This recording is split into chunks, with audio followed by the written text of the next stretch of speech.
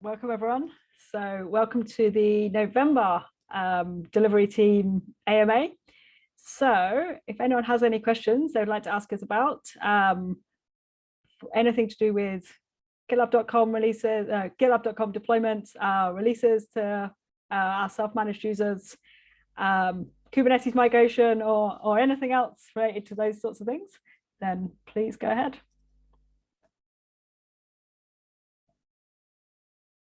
I'll start. What's left with the Kubernetes migration? I think Pages is in progress. Is that the main thing that's outstanding right now? Do you want to take that one, Scarbeck, or do you want me to handle? I could attempt to take it. From a technical perspective, we have a lot of stuff left that is not Kubernetes. That would include GitLab Pages, which is currently a work in progress, our Gitly nodes, which I don't know if we're actually going to migrate them to Kubernetes.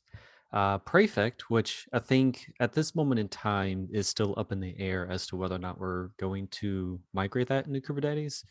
I think it's one of those that it sounds good on paper, but it needs to be tested and validated that's going to work appropriately for us and at the scale that we operate. We also have other, actually, I think out of all the omnibus installed stuff that's in the database servers. So Postgres is one that we probably will not migrate. Redis is a project that the scalability team is picking up. So we'll be kind of involved with scalability to handle the migration of those instances over into that infrastructure. And then we also have stuff that we don't manage as part of the GitLab product that will eventually migrate to Kubernetes. So stuff like our monitoring stack, which is mostly already there.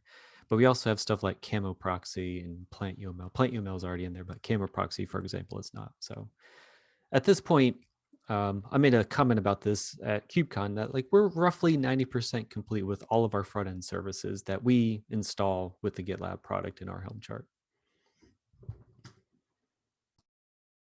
And just to kind of add on that, so yeah, for Q4, delivery will be joining up with scalability to do Redis, or to begin Redis, should I say. As part of that, we have to figure out the migration approach for Redis. And then we will likely do one or two of the instances this quarter and make a plan for following up through Q1 and Q2. So it should be starting soon, but it's likely to be a reasonably big project. Yeah, I'm curious about the Redis motivation because I can see the same arguments for not putting it in Kubernetes because of Postgres as well. And so I guess my question is, would there be a point that you say, probably just leave this in Omnibus because it's for the same reasons it's a database, you don't want it to be auto-scaling and restarting when you don't expect it, right? Yeah, it's a really great question. So Igor's done some great investigation to get things started. I think at the moment there's definitely it could go either way. The main reason we are pushing ahead with it is it will really improve operability. So it's a big bonus. We already have, I think, 6 instances of Redis. We're likely to have more. Having these running in Kubernetes will make setting up new instances way easier. So we're going to start with the Sidekick one is probably the one that may not move, but there are others which should be safe enough once we've figured out the safe approach for that.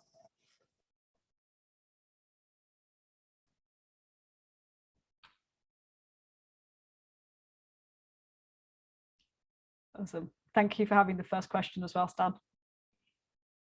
Does anybody else have a question they would like to verbalize?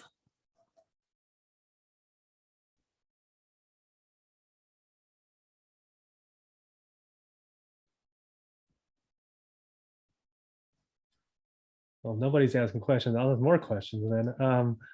In terms of development wise, what would be, and I think I've asked this before, what would be the one thing that you would love to see land to support whatever you're doing? That is a great question.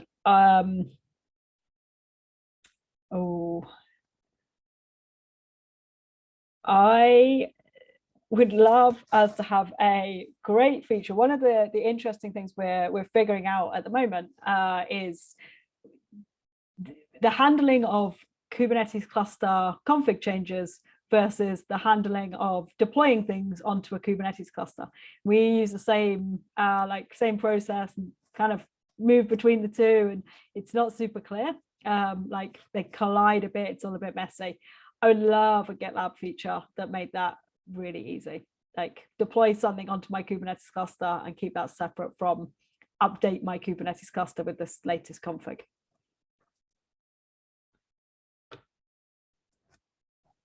Yeah, on this one, if you don't mind, Amy, we were also toying with the idea of a merge train for deployment. So we were exactly thinking about these things where basically we will, especially for Kubernetes configuration, we would like to have something like, this is a merge train that will deploy to Kubernetes our configuration changes so that master will always have things that got deployed to production. So that we don't have to go back to the previous state if some of our cluster wasn't able to, let's say, apply the configuration changes. And there's some complexity around this, like with merge train, if something fails in the merge train, everything else fails after that. And so we were kind of thinking, can we have some kind of lock around the environment so that we apply all the changes one by one, and then make sure that only things that made to production are actually ending up in master. Fancy, sounds nice. Curious for the rest of the delivery team, like what's your like dream GitLab feature? I don't have a dream feature. I have a dream request, and that is to somehow make our builds and testing faster.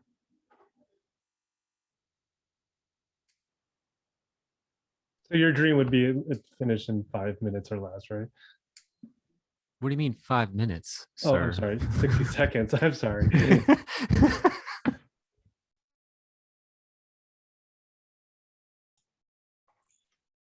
Amy, I have a question. I saw that in the delivery team's strategy in the handbook, there's an item around enabling external contributions.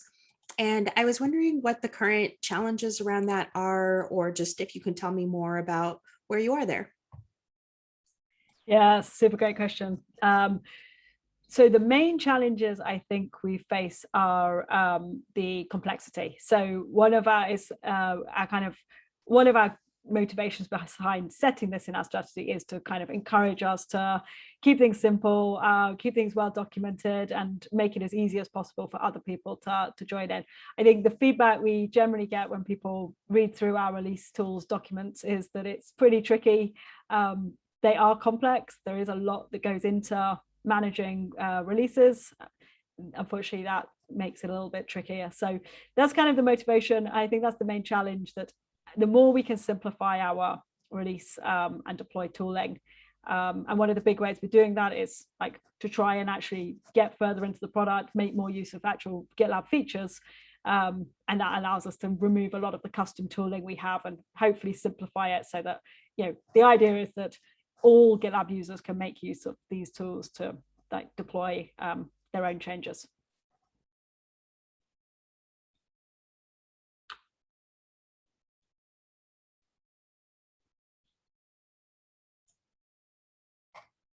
And is that a recent addition to the strategy, or has that been something for a while?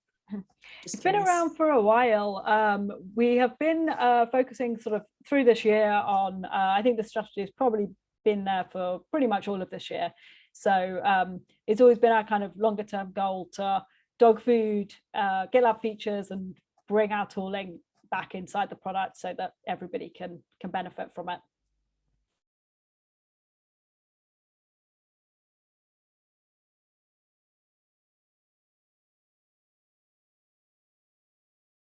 And is there a specific section on all of the tooling and the documentation that you're working on? I see that the handbook mostly has like strategy, how we work, etc. But are there other pages that you recommend external people reading? Yes, absolutely. So we have another page which goes through our release process. And that for you. And what you'll find is quite a lot of, this is sort of a bit of a landing page, and a lot of these links will head back into the release tools docs, which should all be public as well. Great.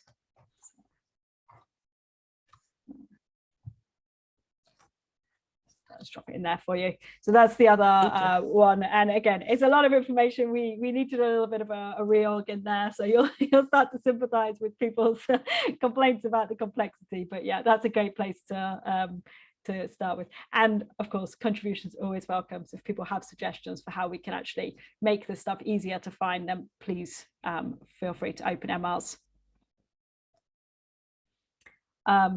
Awesome. So Christy, over to you. Yes, this is the first time I've joined this call, and I do not know if this is the right place to ask this question, so forgive me. I'm wondering if there's anything specific in 14.5 that is particularly exciting for the community in terms of if it's something that we really want to promote from a public relations perspective. It's a really great question, and welcome. I'm going to apologize because we have no idea. One of the things about delivery is we very much have black boxes of our packages. Actually, we have no idea really, like beyond the sort of regular release kickoff things. So I know next week that the product managers are begin preparing, or they do prepare the release blog post, and that's really the key thing I think to keep an eye on. So let me, I'll ping you in a relevant place in Slack, Christy, so you can actually keep a track of that one. Thank you. And actually, Amy, I'm also curious about this. I haven't kept up really with how release notes are created. Is that up to a different team to handle? Yeah, okay. That's right. So product handle all of the release notes. The thinking behind that is the product managers are the best people to know like what's going to make it into the release, and also how best to explain it and sell it to people. So yes, there's a completely separate process that runs sort of alongside the delivery teams preparing of the release, which prepares the release post, and then we kind of join up together on the 22nd to coordinate the publishing of the two packages. Okay, awesome. Is there a DRI for that? I'm just curious. Yeah, Fanush is usually the person who leads the way on that one. There's a different product manager each release is kind of leads it, but Fanush does the overall coordination.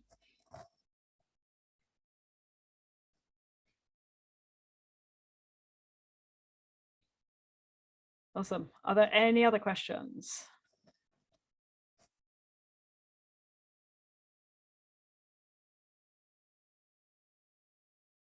No, in that case, thank you so much, everyone. Thanks for all the questions. And I hope you all have a good rest of your day. Take care.